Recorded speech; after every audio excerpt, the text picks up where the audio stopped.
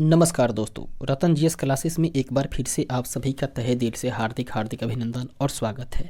दोस्तों, बिहार पुलिस अवर सेवा आयोग अर्थात बीपीएसएससी के द्वारा जो बिहार दरोगा पुलिस अवर निरीक्षक बिहार पुलिस सब इंस्पेक्टर की जो एग्ज़ाम अभी तक कंडक्ट करवाई गई है, उन सब के क्वेश्चन पेपर को हम लोग प्रीवियस ईयर क्वेश्चन पेपर को हम लोग कर रहे हैं, अर्थात क्वेश्चन बैंक का हम लोग प्रिपरेशन कर रहे हैं, जो कि प्रारंभिक और मुख्य परीक्षा से संबंधित है। अर्थात कुल मिलाकर बात की जाए तो अभी तक बिहार दरोगा क्या जो भी एग्ज़ाम हुआ है उसके क्वेश्चन पेपर के रूप में प्रारंभिक और मुख्य परीक्षा के प्रश्न पत्र को हम लोग देख रहे हैं। और इसके अंतर्गत दोस्तों पुलिस अवर निरीक्षक, प्रवर्तन अवर निरीक्षक और उत्पाद अवर निरीक्षक की जो एग्ज़ाम हुई है उस सब के क्वेश्चन पेपर को हम लोग देख रहे हैं। और इस सीरीज में अभी तक कुल मिलाकर हम लोग 8 सेट को कवर कर चुके हैं। अगर अभी तक आप लोग उस वीडियो को नहीं देखे हों तो प्ले लिस्ट में जाकर के वहां से आप लोग उसे देख सकते हैं।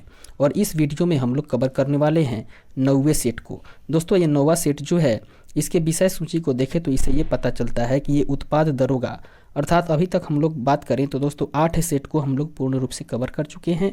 और इस वीडियो में हम लोग 9वें सेट को देखेंगे जो कि उत्पाद दरोगा उत्पाद अवर निरीक्षक अर्थात एक्साइज सब इंस्पेक्टर की जो परीक्षा हुई थी पीटी की परीक्षा 9/6/2019 ईस्वी को, उसके प्रश्न पत्र को हम लोग देखेंगे जो कि बीएसएससी के द्वारा आयोजित करवाई गई थी। आगे बढ़ते हैं और डायरेक्ट हम लोग चलते हैं प्रश्न पत्र की ओर। इस तरीके से दोस्तों इसमें कुल हम लोग 19 सेट को कवर करेंगे और इसमें देखते हैं 9वें सेट के पहले प्रश्न को। पहला प्रश्न जो कि कह रहा है जॉस्कर हिमालय निम्न में से किस हिमालय श्रेणी के अंतर्गत आती हैं। दोस्तों, बात करें जॉस्कर हिमालय की तो वे ट्रांस हिमालय के अंतर्गत आते हैं। ऑप्शन नंबर ए इसका राइट आंसर हो जाएगा। दोस्तों, ट्रांस हिमालय के अंतर्गत में काराकोरम, लद्दाख और जस्कर आते हैं। बात करें K2 या गॉडविन ऑस्टिन की तो वो काराकोरम की सर्वोच्च चोटी मानी जाती है। इस तरीके से आगे बढ़ते हैं और देखते हैं दूसरे नंबर प्रश्न को जो कि कह रहा है गर्भ में पल रहे बच्चे को पोषण निम्न में से किस माध्यम से प्राप्त होता है। दोस्तों, गर्भ में जो बच्चा पल रहा होता है उसको पोषण जो प्राप्त होता है वो प्लेसेंटा के माध्यम से प्राप्त होता है। ऑप्शन नंबर ए इसका राइट आंसर हो जाएगा। अर्थात वो प्लेसेंटा के माध्यम से ही अपना पोषण लेता है। बात करें प्लेसेंटा के बारे में तो प्लेसेंटा जो है उसको गर्भनाल भी कहा जाता है जो कि माता के गर्भ में होता है और जो शिशु के नाभि से जुड़ा रहता है और इसी के माध्यम से गर्भ में पल रहे बच्चे को पोषण तत्व की प्राप्ति होती है। इस तरीके से नेक्स्ट क्वेश्चन को देखते हैं, तीसरे नंबर प्रश्न को जो कि कह रहा है हेपेटाइटिस बी को भारत सरकार किस वर्ष तक उन्मूलन का लक्ष्य रखा है। दोस्तों, हेपेटाइटिस बी को भारत सरकार के द्वारा 2030 ईस्वी तक उन्मूलन करने का लक्ष्य रखा गया है। ऑप्शन नंबर ए इसका राइट आंसर हो जाएगा। इसके बाद आगे बढ़ें और देखते हैं अगले प्रश्न को। इसके बाद आगे बढ़ते हैं और देखते हैं चौथे नंबर प्रश्न को जो कि कह रहा है डरगरिया सीप सर्वप्रथम किन 2 शहरों के बीच चली। दोस्तों, बात करें डरगरिया सीप की तो वो सबसे पहले ये चली हुई थी मुंबई से गोवा के बीच में। ऑप्शन नंबर सी इसका राइट आंसर हो जाएगा। अर्थात ऑप्शन नंबर सी इसके सही आंसर हो जाएगा। मुंबई से गोवा के बीच में डरगरिया सीप चली हुई थी। आगे बढ़ते हैं और देखते हैं 5वें नंबर प्रश्न को जो कि कह रहा है पूर्ण स्वराज का लक्ष्य कांग्रेस के किस अधिवेशन में पारित किया गया था। दोस्तों, पूर्ण स्वराज का लक्ष्य जो है वो कांग्रेस के लाहौर अधिवेशन में पारित किया गया था। ऑप्शन नंबर सी इसका राइट आंसर हो जाएगा।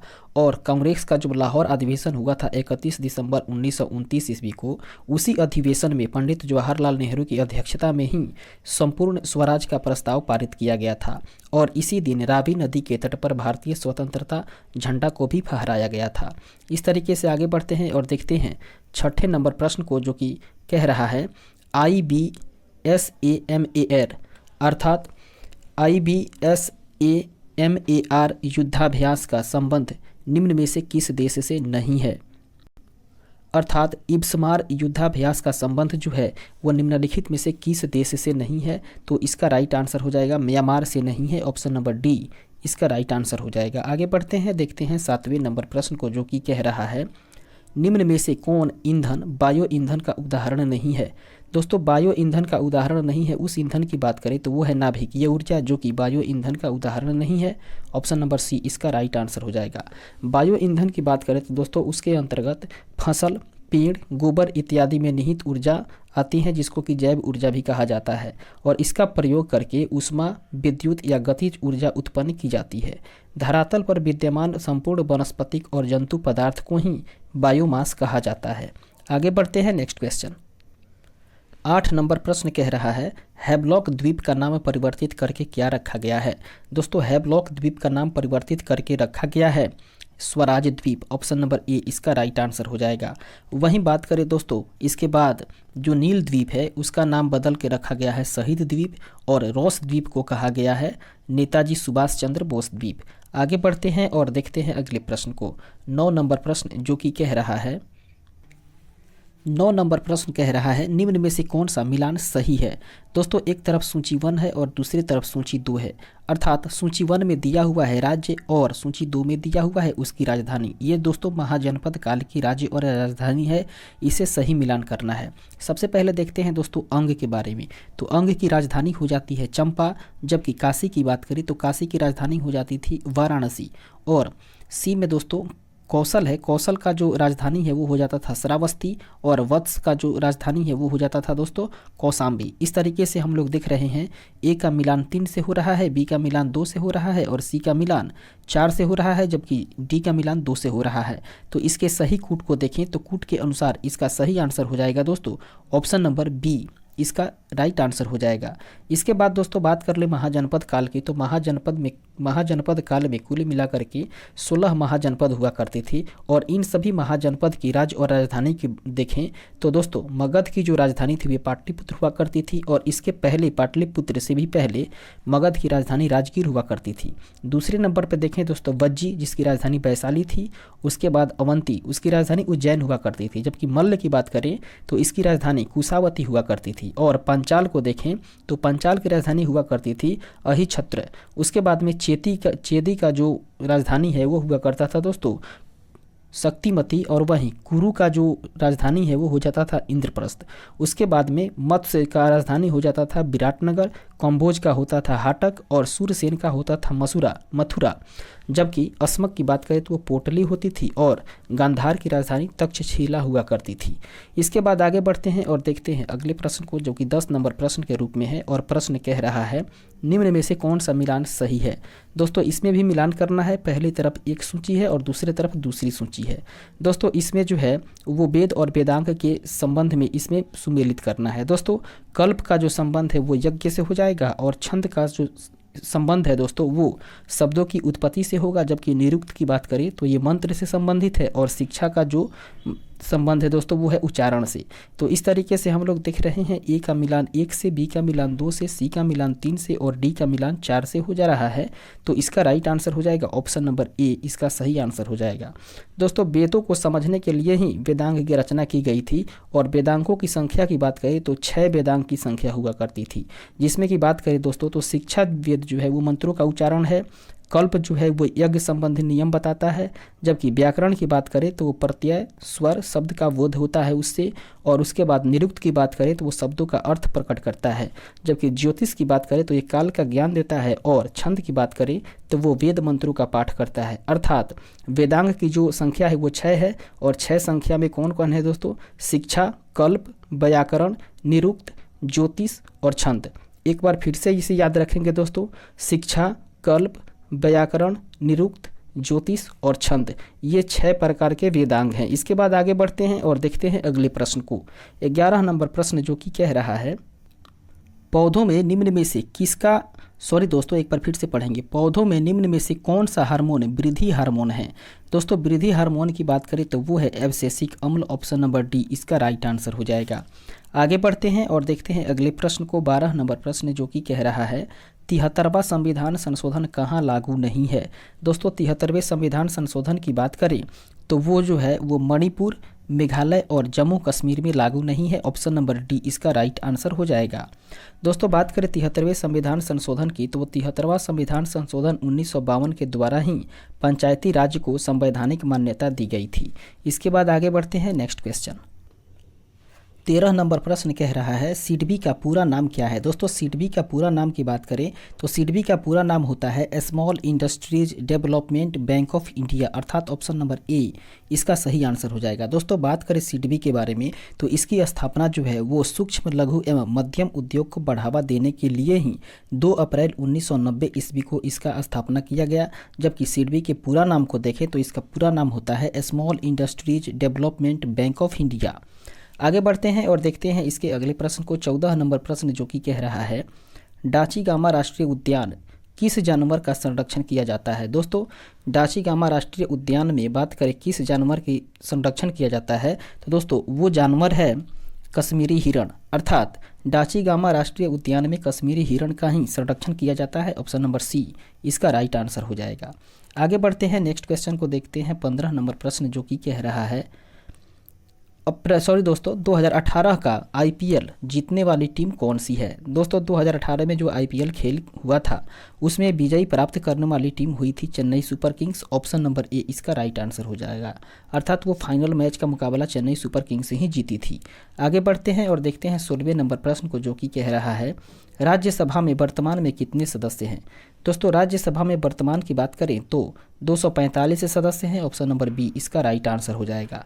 दोस्तों राज्यसभा में अधिकतम 250 सदस्य हो सकते हैं, परंतु वर्तमान में 245 सदस्य ही हैं और इनमें से 12 सदस्य जो है वो राष्ट्रपति के द्वारा मनोनीत होते हैं।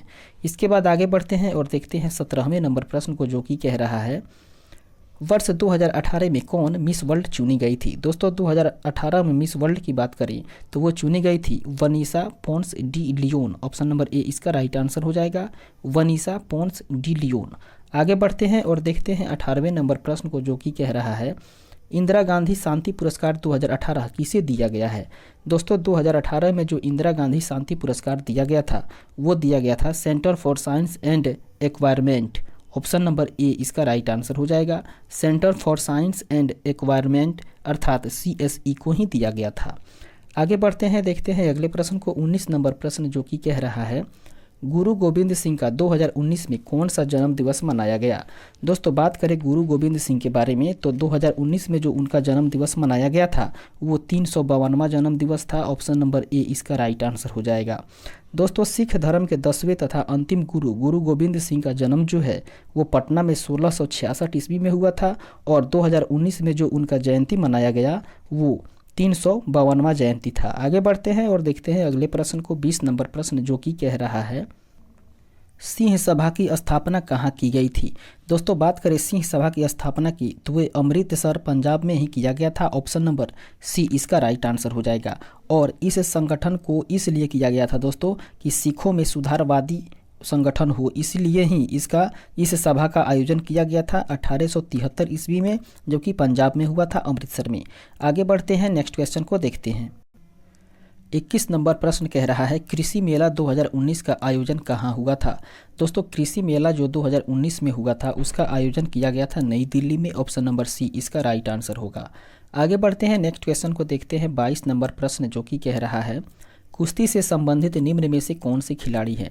दोस्तों बजरंग पूनिया जो हैं वो कुश्ती से संबंध रखते हैं। ऑप्शन नंबर सी इसका राइट आंसर होगा। नेक्स्ट क्वेश्चन देखते हैं 23 नंबर प्रश्न जो कि कह रहा है तजाकिस्तान की राजधानी कहाँ है। दोस्तों तजाकिस्तान की राजधानी की बात करें तो वह है दुशानबे। ऑप्शन नंबर सी इसका राइट आंसर हो जाएगा। दोस्तों तजाकिस्तान जो है वो मध्य एशिया में स्थित है और ये देश जो है वो चारों ओर से ज़मीन से ही घिरा हुआ है। यह पहले सोवियत संघ का हिस्सा हुआ करता था और उसके बाद विघटन के बाद में सन 1991 ईस्वी में वह एक स्वतंत्र देश बन गया और इसी की राजधानी दुशानबे है। अर्थात तजाकिस्तान की राजधानी जो है वो दुशानबे है। इस तरीके से आगे बढ़ते हैं और देखते हैं अगले प्रश्न को। 24 नंबर प्रश्न कह रहा है अनुच्छेद 117 का संबंध किससे है। दोस्तों बात करें अनुच्छेद 117 की तो इसका संबंध जो है वो वित्त विधेयक से है। ऑप्शन नंबर बी इसका राइट आंसर हो जाएगा। वहीं अनुच्छेद 110 की बात करें तो अनुच्छेद 110 के अंतर्गत धन विधेयक का प्रावधान किया गया है। इस तरीके से आगे बढ़ते हैं और देखते हैं अगले प्रश्न को। 25 नंबर प्रश्न जो कि कह रहा है एक नौकरी एक परिवार योजना किस राज्य की है। दोस्तों एक नौकरी एक परिवार योजना जो है वो सिक्किम राज्य की है। ऑप्शन नंबर ए इसका राइट आंसर हो जाएगा। नेक्स्ट क्वेश्चन देखते हैं 26 नंबर प्रश्न जो कि कह रहा है वज्र प्रहार युद्धाभ्यास किन दो देशों के बीच होता है। दोस्तों वज्र प्रहार जो युद्धाभ्यास है वो भारत और USA के बीच में होता है। ऑप्शन नंबर ए इसका राइट आंसर हो जाएगा। दोस्तों जनवरी 2018 में ही भारत और संयुक्त राष्ट्र अमेरिका की सेनाओं के संयुक्त सैन्य अभ्यास को ही वज्र प्रहार कहा जाता है या वज्र प्रहार से संयुक्त वेस लेविस मैकॉर्ड, उसके बाद में दोस्तों सिएटल इसमें दोस्तों आयोजित हुआ था और इस परीक्षण का जो अभ्यास है वे दोनों सेनाओं के मध्य में सर्वोत्तम प्रतिक्रियाओं को साझा करके ही होता है। इस तरीके से आगे बढ़ते हैं और देखते हैं अगले प्रश्न को। 27 नंबर प्रश्न जो कि कह रहा है वर्धमान महावीर का जन्म कब हुआ था। दोस्तों वर्धमान महावीर के जन्म की बात करें तो वो 540 ईस्वी पूर्व में हुआ था। ऑप्शन नंबर ए इसका राइट आंसर हो जाएगा। दोस्तों वर्धमान महावीर का जो जन्म है वो दिगंबर के अनुसार 540 ईस्वी पूर्व में हुआ था और श्वेतंबर के अनुसार 599 ईस्वी पूर्व में हुआ था। इस तरीके से आगे बढ़ते हैं और देखते हैं अगले प्रश्न को। 28 नंबर प्रश्न जो कि कह रहा है सिलवास घास का मैदान कहाँ पाया जाता है। बात करें दोस्तों सिलवास घास के मैदान की तो वो पाया जाता है दक्षिणी अमेरिका में। ऑप्शन नंबर बी इसका राइट आंसर हो जाएगा। दोस्तों इसके अलावा भी कुछ और घास के मैदान की बात करें तो उसमें है डाउन्स जो कि ऑस्ट्रेलिया में पाया जाता है और प्रेयरी जो है वो उत्तरी अमेरिका की घास की मैदान है, जबकि एस्टेपी की बात करें तो वो एशिया की घास की मैदान है और पंपास जो है वो अर्जेंटीना की घास की मैदान है। दोस्तों अगर प्रश्न में पूछ दे कि कंपोज जो है कंपोज घास का मैदान कहाँ का है तो दोस्तों वो ब्राज़ील का है और समाना अफ्रीका का है, जबकि वेल्ड की बात करें तो वेल्ड घास की मैदान जो है वो दक्षिण अफ्रीका की है। इस तरीके से आगे बढ़ते हैं और देखते हैं अगले प्रश्न को। 29 नंबर प्रश्न जो कि कह रहा है लोहा को जंग से बचाने के लिए किसका लेप किया जाता है। दोस्तों लोहा में जंग न लगे इसलिए उसे बचाने के लिए लोहे पर जो है वो जस्ता का परत चढ़ाया जाता है। ऑप्शन नंबर बी इसका राइट आंसर होगा, या जस्ता का लेप लगाया जाता है। इस प्रक्रिया को यशद लेपन कहा जाता है। आगे बढ़ते हैं और देखते हैं अगले प्रश्न को। 30 नंबर प्रश्न जो कि कह रहा है CaSO4 × 2H2O का रासायनिक नाम क्या है। दोस्तों CaSO4 × 2H2O का रासायनिक नाम की बात करें तो वो है calcium oxide. Option number B इसका राइट आंसर हो जाएगा। सॉरी दोस्तों यहाँ पे थोड़ी सी मिस प्रिंटिंग हो गई है, हम लोग एक बार फिर से इसे सुधार लेते हैं। बात करें दोस्तों CaSO4 × 2H2O के रासायनिक नाम के बारे में तो ये रासायनिक नाम होता है जिप्सम का। ऑप्शन नंबर डी इसका राइट आंसर हो जाएगा। लेकिन यहाँ पे थोड़ा सा और हम लोग ध्यान दे देंगे कि अगर यहाँ 2 के जगह पर 1/2 हो जाए अर्थात 1/2 हो जाए तो यही सूत्र जो है वो प्लास्टर ऑफ पेरिस का हो जाता है, इसमें बदलाव हो जाता है। इस तरीके से आगे बढ़ते हैं और देखते हैं अगले प्रश्न को। 31 नंबर प्रश्न जो कि कह रहा है वास्को डी गामा भारत कब आए थे। बात करें दोस्तों वास्को डी गामा के बारे में तो वे भारत आए हुए थे 1498 ईस्वी में। ऑप्शन नंबर ए इसका राइट आंसर हो जाएगा। वास्को डी गामा जो है वो एक पुर्तगाली नाविक हुआ करते थे और पुर्तगाली समुद्री रास्ता का वो पथ प्रदर्शक हुआ करते थे। दोस्तों इन्होंने ही यूरोप और भारत के बीच में समुद्री मार्ग की खोज को किया था और ये भारत में कुल मिलाकर 3 बार आए हुए थे। अर्थात यदि पूछते प्रश्न कि वास्को डी गामा भारत में कितनी बार आए हुए थे तो दोस्तों ये 3 बार आए हुए थे और सबसे पहले 1498 ईस्वी में ही इन्होंने कालीकट तट पर आया था, जहां पर जामोरिन नामक राजा ने उनका स्वागत किया था। इस तरीके से आगे बढ़ते हैं और देखते हैं 32 नंबर प्रश्न को जो कि कह रहा है सुल्तान अजलान शाह कप किस खेल से संबंधित है। दोस्तों सुल्तान अजलान शाह का जो कप खेल है वो संबंधित है दोस्तों हॉकी से। ऑप्शन नंबर बी इसका राइट आंसर हो जाएगा। अर्थात हॉकी के खेल में ही सुल्तान अजलान शाह कप को दिया जाता है। आगे बढ़ते हैं और देखते हैं अगले प्रश्न को। 33 नंबर प्रश्न कह रहा है कैमूर वन अभयारण्य कहाँ है। दोस्तों कैमूर वन अभयारण्य जो है वो बिहार में है। ऑप्शन नंबर ए इसका राइट आंसर हो जाएगा। बिहार के और भी अभयारण्य की बात करें तो दोस्तों बिहार में ही वाल्मीकि नगर अभयारण्य आता है और भीम बांध अभयारण्य जो है वो भी बिहार में ही अवस्थित है।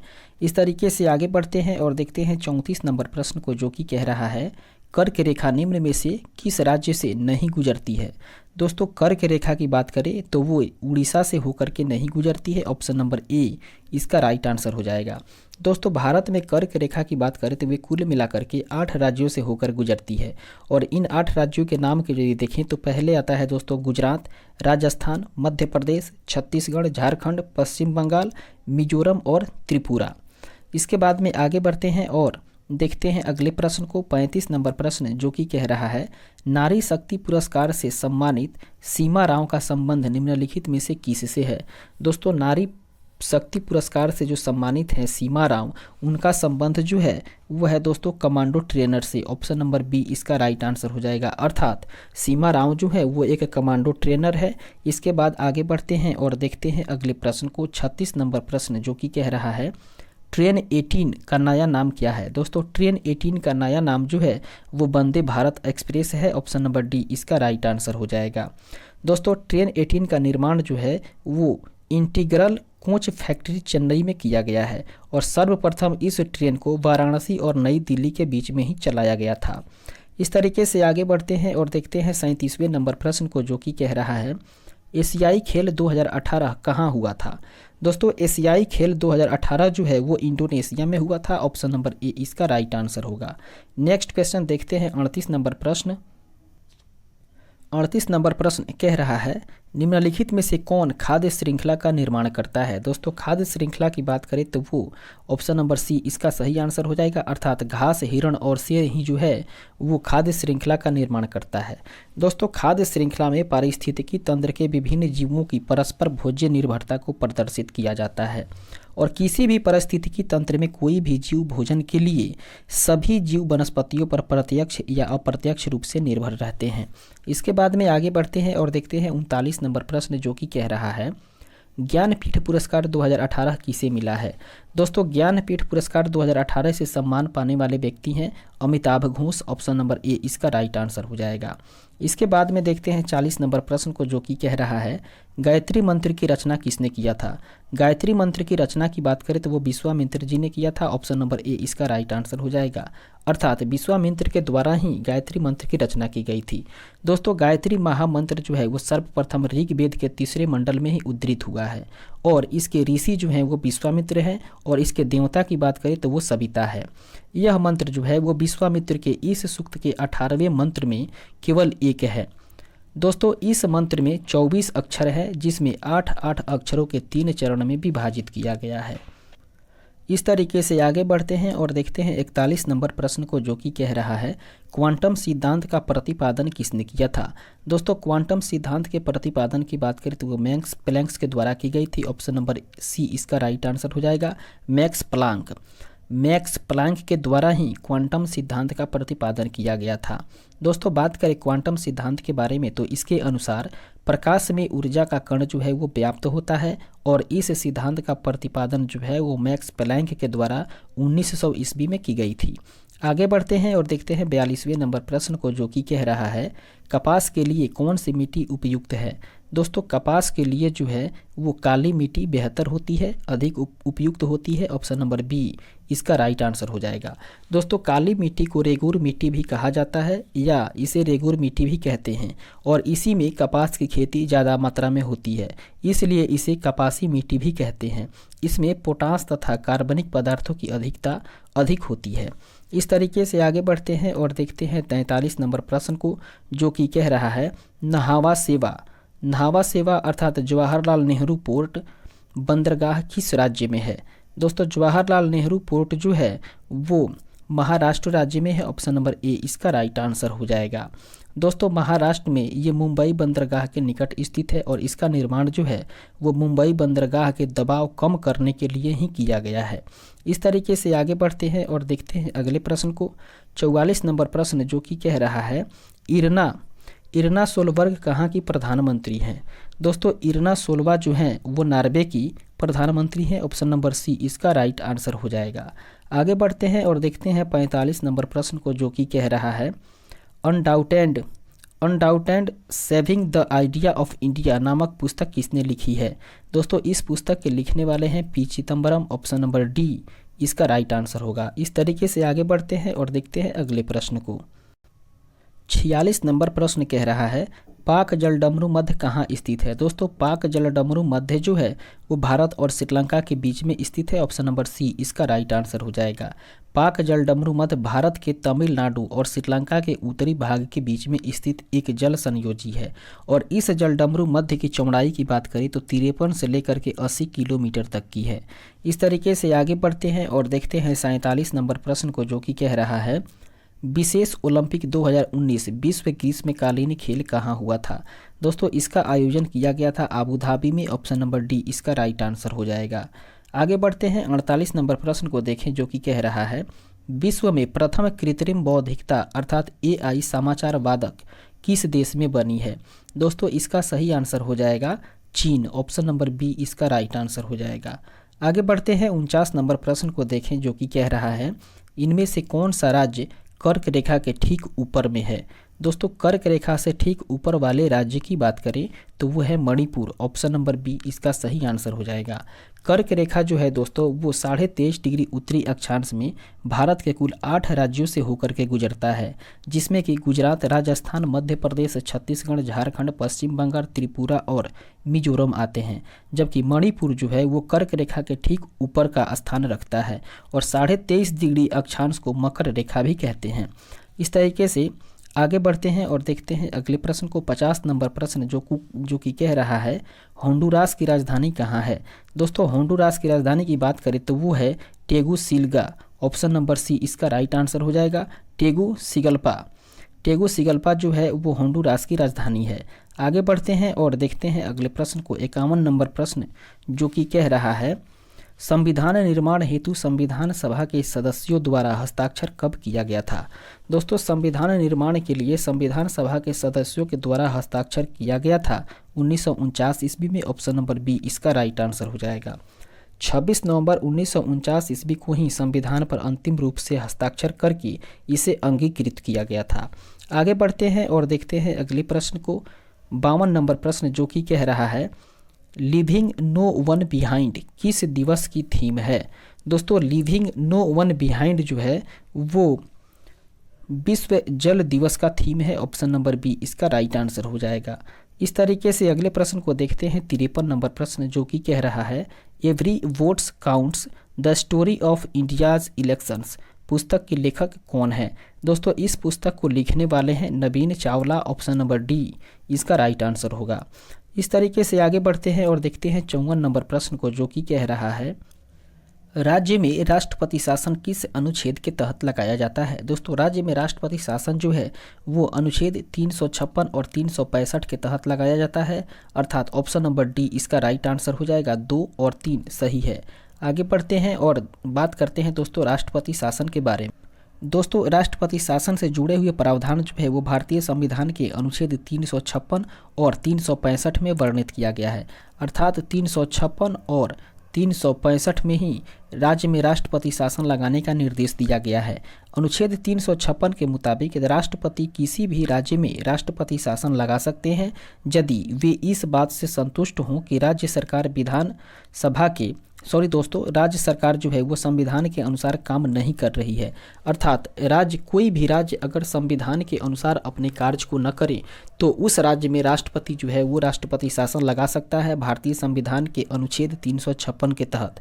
जबकि भारतीय संविधान के अनुच्छेद 365 की बात करें तो इसके मुताबिक यदि राज्य सरकार केंद्र सरकार के द्वारा दिए गए संवैधानिक निर्देशों का पालन नहीं करती है तो उस हालात में भी राज्य में राष्ट्रपति शासन लगाया जा सकता है। और उस परिस्थिति में जो राज्य में राष्ट्रपति शासन जो लगाया जाएगा वो भारतीय संविधान के अनुच्छेद 365 के तहत ही लगाया जाएगा। इस तरीके से आगे बढ़ते हैं और बात करते हैं 55 नंबर प्रश्न के बारे में जो कि कह रहा है पंचायती राज्य लागू करने वाला पहला 2 राज्य कौन है। दोस्तों वो कौन ऐसा 2 राज्य है जो अपने राज्यों में पंचायती राज्य व्यवस्था को लागू किया था। वे 2 राज्य हैं दोस्तों राजस्थान और Andhra Pradesh. Option number D इसका राइट आंसर हो जाएगा। दोस्तों बात करें तो बलवंत राय मेहता समिति जो कि 1957 ईस्वी में एक सिफारिश की गई थी और इसी सिफारिश पर सर्वप्रथम 2 अक्टूबर 1959 ईस्वी को तत्कालीन प्रधानमंत्री जवाहरलाल नेहरू ने इसका शुभारंभ राजस्थान के नागौर जिला के बगदरी गांव में किया था और इसके पश्चात 1959 ईस्वी में ही आंध्र प्रदेश में, 1960 ईस्वी में असम में और तमिलनाडु में, उसके बाद में कर्नाटक में तथा 1962 ईस्वी में महाराष्ट्र में भी पंचायती राज व्यवस्था को शुरू कर दिया गया। आगे बढ़ते हैं, देखते हैं अगले प्रश्न को। 56 नंबर प्रश्न कह रहा है आपातकाल की घोषणा होने के 1 महीने के अंदर किस संस्था से पारित होना जरूरी है। दोस्तों बात करें आपातकाल की घोषणा की तो इसे घोषणा होने के 1 महीने के अंदर ही दोस्तों दोनों सदनों के द्वारा इसे पारित होना जरूरी होता है। ऑप्शन नंबर सी इसका राइट आंसर हो जाएगा। दोस्तों राष्ट्रपति के द्वारा की गई आपातकाल की घोषणा 1 माह तक परिवर्तन में रहती है और यदि इस दौरान इसे संसद के 2/3 बहुमत से 1 महीने के अंदर अनुमोदित करवा लिया जाता है तो वह 6 माह तक परिवर्तन में रहती है। संसद इसे पुनः एक बार में 6 माह के लिए बढ़ा सकती है। इस तरीके से आगे बढ़ते हैं और देखते हैं 97वें नंबर प्रश्न को, जो कि कह रहा है 11वां विश्व हिंदी सम्मेलन कहाँ संपन्न हुआ था। 11वां विश्व हिंदी सम्मेलन की बात करें दोस्तों तो वो मॉरिशस में संपन्न हुआ था। ऑप्शन नंबर सी इसका राइट आंसर हो जाएगा। आगे बढ़ते हैं 58 नंबर प्रश्न को देखें, जो कि कह रहा है अशोक के शिलालेख को सर्वप्रथम किसने पढ़ा। दोस्तों अशोक के शिलालेख को पढ़ने वाले सबसे पहले हुए थे James Prinsep. Option number C इसका राइट आंसर हो जाएगा। आगे बढ़ते हैं और देखते हैं अगले प्रश्न को। 59 नंबर प्रश्न, जो कि कह रहा है कौन सी संसदीय समिति CAG के ऑडिट रिपोर्ट की जांच करती है। इसका राइट आंसर हो जाएगा दोस्तों लोक लेखा समिति। ऑप्शन नंबर बी इसका सही आंसर हो जाएगा। लोक लेखा समिति को ही प्राक्कलन समिति की जुड़वा बहन कहा जाता है और इसमें 15 सदस्य लोकसभा और 7 सदस्य जो है वो राज्यसभा से, कुल मिलाकर के 22 सदस्य होते हैं और इसी को ही लघु संसद भी कहा जाता है, अर्थात प्राक्कलन समिति को ही लघु संसद भी कहा जाता है। आगे बढ़ते हैं और देखते हैं अगले प्रश्न को। 60 नंबर प्रश्न, जो कि कह रहा है भारत में श्वेत क्रांति के जनक कौन थे। दोस्तों श्वेत क्रांति की बात करें तो वे डॉक्टर वर्गीज कुरियन हुआ करते थे। ऑप्शन नंबर बी इसका राइट आंसर हो जाएगा। दूध क्रांति या ऑपरेशन फ्लड भारत सरकार की एक योजना है जिसमें भारत में दूध की कमी को दूर किया जा सके। इसे श्वेत क्रांति भी कहते हैं और यह क्रांति जो है वो पशुपालन से जुड़ा हुआ एक बेहद ही लोकप्रिय उद्यम है जिसके अंतर्गत दुग्ध उत्पादन, उसकी प्रसंस्करण और थोक एवं खुदरा बिक्री के लिए किए जाने वाले कार्य आते हैं। भारत में श्वेत क्रांति के प्रणेता जो हैं वे डॉक्टर वर्गीज कुरियन ही थे। इस तरीके से आगे बढ़ते हैं और देखते हैं 61 नंबर प्रश्न को, जो कि कह रहा है हाल ही में वर्ल्ड गवर्नमेंट समिट कहाँ हुई है। दोस्तों वर्ल्ड गवर्नमेंट समिट की बात करें तो वो हुई है दोस्तों दुबई में। ऑप्शन नंबर ए इसका राइट आंसर हो जाएगा, दुबई। आगे बढ़ते हैं और देखते हैं अगले प्रश्न को। 62 नंबर प्रश्न, जो कि कह रहा है स्टेफेनाइट किस धातु का अयस्क है। दोस्तों ये जो है वो चांदी का अयस्क है। ऑप्शन नंबर बी इसका राइट आंसर होगा। नेक्स्ट क्वेश्चन को देखते हैं 63 नंबर प्रश्न, जो कि कह रहा है वर्ष 2019 की all England open badminton championship किस देश ने जीता। दोस्तों इस खिताब को जीतने वाला था जापान देश। ऑप्शन नंबर ए इसका राइट आंसर हो जाएगा। नेक्स्ट क्वेश्चन को देखते हैं 64 नंबर प्रश्न, जो कि कह रहा है अंतर्राष्ट्रीय जैव विविधता दिवस कब मनाया जाता है। दोस्तों अंतर्राष्ट्रीय जैव विविधता दिवस और इसी को कहा जाता है विश्व जैव विविधता संरक्षण दिवस, इसे मनाया जाता है प्रत्येक 22 मई को। ऑप्शन नंबर ए इसका राइट आंसर हो जाएगा और इसका प्रारंभ जो है वो संयुक्त राष्ट्र संघ ने किया था। इस तरीके से आगे बढ़ रहे हैं और देख रहे हैं हम लोग 65 नंबर प्रश्न को, जो कि कह रहा है टीपू सुल्तान की राजधानी कहाँ थी। दोस्तों टीपू सुल्तान की राजधानी श्रीरंगपट्टनम थी। ऑप्शन नंबर बी इसका राइट आंसर होगा। नेक्स्ट क्वेश्चन देखते हैं 66 नंबर प्रश्न, जो कि कह रहा है श्रीरंगपट्टनम की संधि कब हुई थी। श्रीरंगपट्टनम की संधि हुई थी 1792 ईस्वी में। ऑप्शन नंबर बी इसका राइट आंसर हो जाएगा। दोस्तों श्रीरंगपट्टनम की संधि 1792 ईस्वी में ही टीपू सुल्तान और तात्कालिक गवर्नर उस समय हुआ करता था जनरल लॉर्ड कॉर्नवालिस, उसी के बीच में हुआ था। आगे बढ़ते हैं और देखते हैं 67 नंबर प्रश्न, जो कि कह रहा है मृणाल सेन का संबंध किस क्षेत्र से है। मृणाल सेन का संबंध जो है दोस्तों वो सिनेमा से है। ऑप्शन नंबर ए इसका राइट आंसर होगा। आगे बढ़ते हैं नेक्स्ट क्वेश्चन। 68 नंबर प्रश्न कह रहा है नागोया प्रोटोकॉल कब प्रभावी हुआ था। दोस्तों नागोया प्रोटोकॉल की बात करें तो वो 2014 ईस्वी में प्रभावी हुआ था। ऑप्शन नंबर डी इसका राइट आंसर हो जाएगा। नागोया प्रोटोकॉल जिसे कि ABC प्रोटोकॉल भी कहा जाता है, वे अनुवांशिक संसाधनों की पहुंच और लाभ साझेदारी से संबंधित है।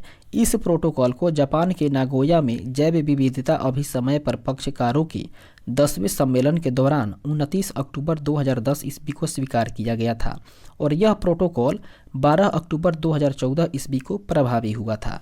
आगे बढ़ते हैं और देखते हैं अगले प्रश्न को। 69 नंबर प्रश्न, जो कि कह रहा है भारत का पहला कीट संग्रहालय कहाँ है।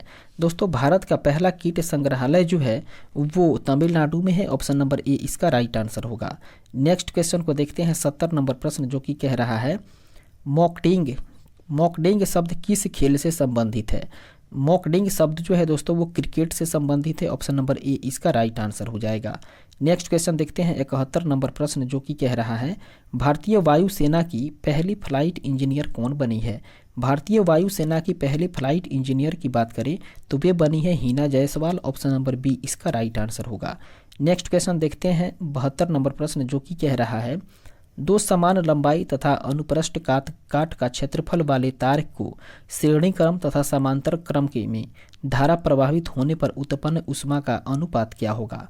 अर्थात दो समान लंबाई तथा अनुप्रस्थ काट का क्षेत्रफल वाले तार को श्रेणी क्रम तथा समांतर क्रम में धारा प्रभावित होने पर उसमें उत्पन्न ऊष्मा का जो अनुपात है वो हो जाता है 4:1। ऑप्शन नंबर डी इसका राइट आंसर होगा।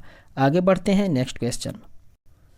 इस तरीके से 73 नंबर प्रश्न को देखें, जो कि कह रहा है निम्न में से कौन स्थल रुद्ध देश नहीं है?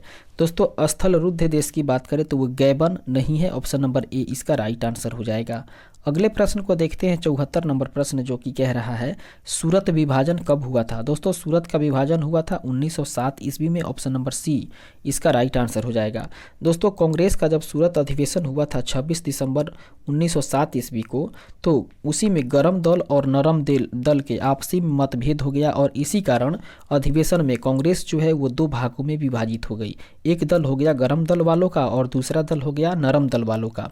इसके बाद में 1916 ईस्वी में जो लखनऊ का अधिवेशन हुआ, इस अधिवेशन में ही दोनों दल फिर आपस में मिल गए, अर्थात नरम दल और गरम दल दोनों आपस में मिल गए। इस प्रकार से देखें दोस्तों तो कांग्रेस का विभाजन जो है वो 1907 में हुआ था और फिर कांग्रेस का गठबंधन हो गया था 1916 ईस्वी में। इसके बाद आगे बढ़ते हैं और देखते हैं अगले प्रश्न को। 75 नंबर प्रश्न कह रहा है मौलिक कर्तव्य किस समिति के सिफारिश पर भारतीय संविधान में जोड़ा गया था? मौलिक कर्तव्य की बात करें तो वो स्वर्ण सिंह समिति के सिफारिश पर ही भारतीय संविधान में जोड़ा गया। ऑप्शन नंबर डी इसका राइट आंसर हो जाएगा।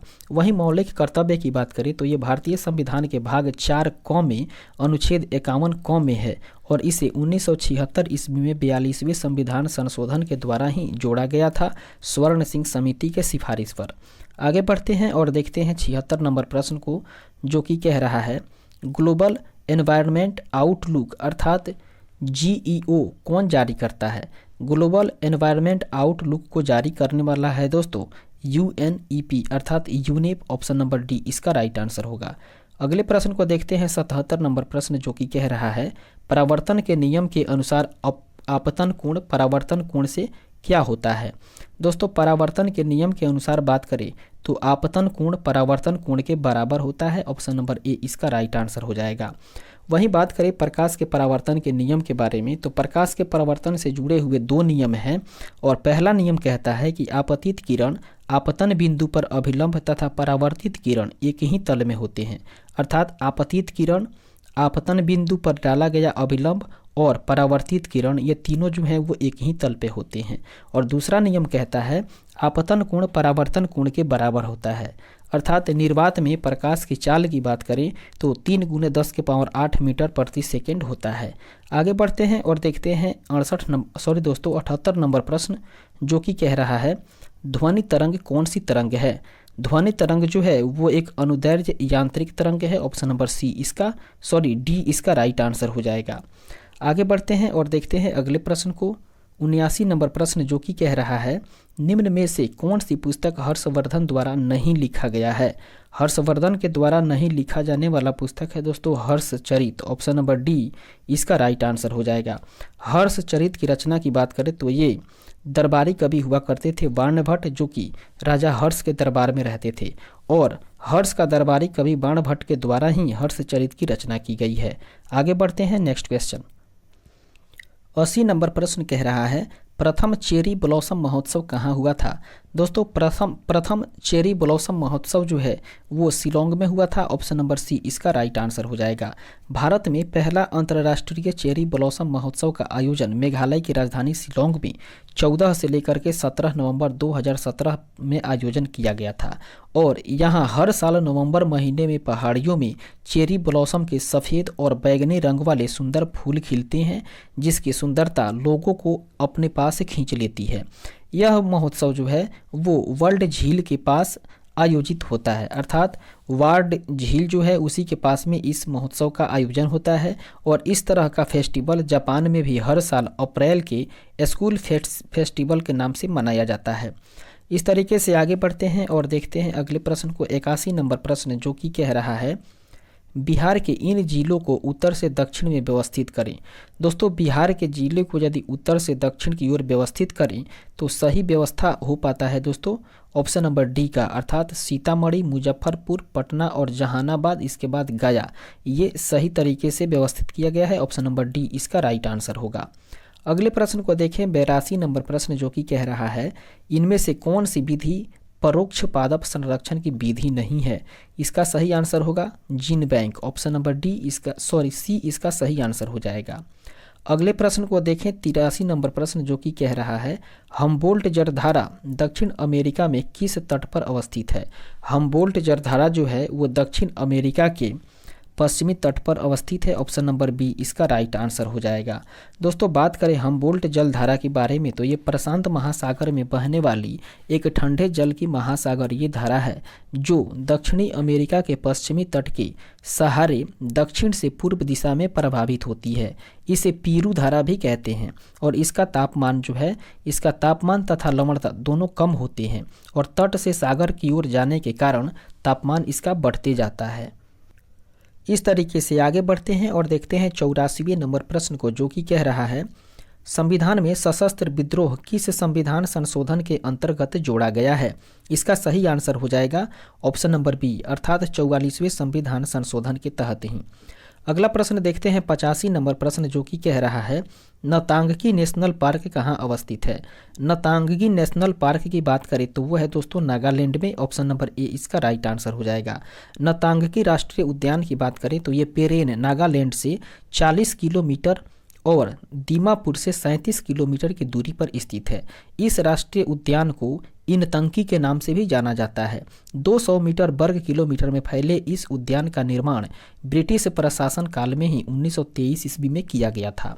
अगले प्रश्न को देखते हैं 86 नंबर प्रश्न जो कि कह रहा है द हिंदू तथा स्वदेश मित्रम पत्रिका किसने शुरू किया था। दोस्तों पत्रिका है द हिंदू और स्वदेश मित्रम, इस पत्रिका को शुरू करने वाले थे G Subramaniam Iyer, option number C इसका राइट आंसर हो जाएगा। इसके बाद आगे बढ़ते हैं और देखते हैं 87 नंबर प्रश्न को जो कि कह रहा है लेंस की शक्ति का संबंध निम्नलिखित में से किससे है। दोस्तों लेंस की शक्ति के संबंध की बात करें तो इसका सही आंसर हो जाएगा ऑप्शन नंबर सी, अर्थात फोकस का व्युत्क्रमानुपाती होता है। आगे बढ़ते हैं और बात करते हैं इसके एसआई मात्रक के बारे में। तो लेंस का जो एसआई मात्रक है वो डायोप्टर होता है जिसे कि अंग्रेजी के बड़े अक्षर डी से डिनोट किया जाता है या सूचित किया जाता है। अगले प्रश्न को देखते हैं 88 नंबर प्रश्न जो कि कह रहा है वनस्पति घी बनाने में प्रयुक्त प्रक्रिया है। दोस्तों वनस्पति घी बनाने में जो प्रक्रिया प्रयुक्त की जाती है उस प्रक्रिया को कहा जाता है हाइड्रोजनीकरण, ऑप्शन नंबर बी इसका राइट आंसर हो जाएगा हाइड्रोजनीकरण। दोस्तों वनस्पति घी जिसके कि डाल्डा भी कहते हैं ये वनस्पति तेल से बनता है। तेल को ठोस बनाने के लिए हाइड्रोजनीकरण या हाइड्रोजनीकृत किया जाता है। शुद्ध देसी घी जैसे बनावट और स्वाद बनाने के लिए हाइड्रोजनीकरण किया जाता है जिससे ट्रांस फैटी एसिड जो है वो बढ़ जाते हैं जो खराब कोलेस्ट्रॉल की मात्रा और हार्ट प्रॉब्लम को बढ़ाने का काम करता है। दोस्तों वनस्पति घी बनाने के लिए सबसे ज़्यादा इस्तेमाल होने वाला तेल है सोयाबीन का तेल, ताड़ का तेल और कपास के बीज का तेल और इसके साथ साथ सरसों का भी तेल। आगे बढ़ते हैं और देखते हैं अगले प्रश्न को 89 नंबर प्रश्न जो कि कह रहा है जब राज्यसभा में उप सभापति को उसके पद से हटाने का संकल्प विचाराधीन हो तब उसका पीठासीन होने के संबंध में निम्न में से कौन सा अनुच्छेद होगा। इसका सही आंसर हो जाएगा दोस्तों ऑप्शन नंबर बी, अर्थात अनुच्छेद 92 होगा। आगे बढ़ते हैं और देखते हैं अगले प्रश्न को। इस तरीके से 90 नंबर प्रश्न कह रहा है सिंधु घाटी सभ्यता से प्राप्त पशुपति सील पर किस जानवर का अंकन नहीं है? इसका सही आंसर हो जाएगा दोस्तों ऑप्शन नंबर ए अर्थात बाघ का अंकन नहीं है। दोस्तों पशुपति सील अर्थात मुहर सिंधु घाटी सभ्यता के मोहनजोदड़ो पुरातात्विक स्थल में मिली पशुपति की एक मुहर का नाम है और इस पर एक तिपाई पर एक व्यक्ति विराजमान है जिसके 3 सिर हैं। इसका एक पैर मुड़ा हुआ है और एक नीचे की ओर लटका हुआ है। इसके दोनों ओर पशु विद्यमान है। आगे बढ़ते हैं और देखते हैं अगले प्रश्न को। 91 नंबर प्रश्न जो कि कह रहा है पंचायतों की वित्तीय स्थिति की सिफारिश राज्य वित्त आयोग के द्वारा किसे की जाती है? इसका राइट आंसर हो जाएगा राज्यपाल के द्वारा की जाती है। ऑप्शन नंबर ए इसका सही आंसर हो जाएगा। दोस्तों भारतीय संविधान के अनुच्छेद 243 का खंड 1 के तहत राज्यपाल द्वारा गठित राज्य वित्त आयोग सरकार तथा स्थानीय शासन के बीच राजस्व बंटवारे के लिए गठित की गई है। पंचायती राज्य को संवैधानिक स्थिति प्रदान करने की प्रथम स्पष्ट संस्तुति 1986 ईस्वी में लक्ष्मीमल सिंघवी समिति ने दी थी। इस तरीके से आगे बढ़ते हैं और देखते हैं 92 नंबर प्रश्न को जो कि कह रहा है साबुन में उपस्थित मिसेल का अणु किस दिशा में होता है? दोस्तों साबुन में जो अणु उपस्थित होता है मिसेल का अणु उसकी दिशा की बात करें तो वो होता है इनमें से किसी भी दिशा में नहीं। ऑप्शन नंबर डी इसका राइट आंसर हो जाएगा। बात करें दोस्तों साबुन के रासायनिक नाम का तो साबुन का जो रासायनिक नाम होता है वो होता है सोडियम एस्टियरेट जिसका रासायनिक सूत्र होता है C17H35COO उसके बाद में Na। दोस्तों एस्टियरेट आयन के 2 भाग होते हैं। इनमें से एक लंबा हाइड्रोकार्बन की श्रृंखला है, इसे पुक्ष या टैल कहते हैं। यह जल विरागी होता है जिसे अधविष ऋषि भी कहा जाता है अर्थात अधविष जिसे कि अधवीय सीरा भी कहा जाता है। और इसका दूसरा जो होता है COO इसको ध्रुवीय सीरा कहलाता है। इसे शीर्ष भी कहते हैं जो कि जलरागी होता है। आगे बढ़ते हैं और देखते हैं अगले प्रश्न को। 93 नंबर प्रश्न जो कि कह रहा है निम्न में से कौन सुमेलित नहीं है? दोस्तों इसमें से कौन सुमेलित नहीं है इसकी बात करें तो संचालन समिति KM मुंशी ये सही सुमेलन नहीं है। ऑप्शन नंबर सी इसका राइट आंसर हो जाएगा। अगले प्रश्न को देखते हैं 94 नंबर प्रश्न जो कि कह रहा है संग्रहित का अर्थ क्या होता है? संग्रहित का अर्थ होता है दोस्तों कोषाध्यक्ष। ऑप्शन नंबर ए इसका राइट आंसर हो जाएगा। नेक्स्ट क्वेश्चन को देखते हैं 95 नंबर प्रश्न जो कि कह रहा है सबसे पुराना युग है। दोस्तों सबसे पुराना युग है आर्कियन युग। ऑप्शन नंबर सी इसका राइट आंसर हो जाएगा। अगले प्रश्न को देखते हैं 96 नंबर प्रश्न जो कि कह रहा है रिक्त स्थान की पूर्ति करें। दोस्तों यहाँ पे दिया हुआ है समीकरण CH4+O2 और इसका जब अभिक्रिया होगा तो क्या बनाएगा और उसके साथ ऊष्मा निकलेगी। तो इसका सही आंसर हो जाएगा CO2+H2O। ऑप्शन नंबर ए इसका राइट आंसर हो जाएगा। आगे बढ़ते हैं और देखते हैं अगले प्रश्न को 97 नंबर प्रश्न जो कि कह रहा है किसी संगठन के सदस्यों को किस आधार पर एकत्रित होने के अधिकार से वंचित किया जा सकता है? इसका सही आंसर हो जाएगा राष्ट्र की एकता एवं संप्रभुता। ऑप्शन नंबर ए इसका सही आंसर होगा। अगला प्रश्न को देखते हैं 98 नंबर प्रश्न जो कि कह रहा है मंत्रिपरिषद सामूहिक रूप से किसके प्रति जवाबदेह होता है?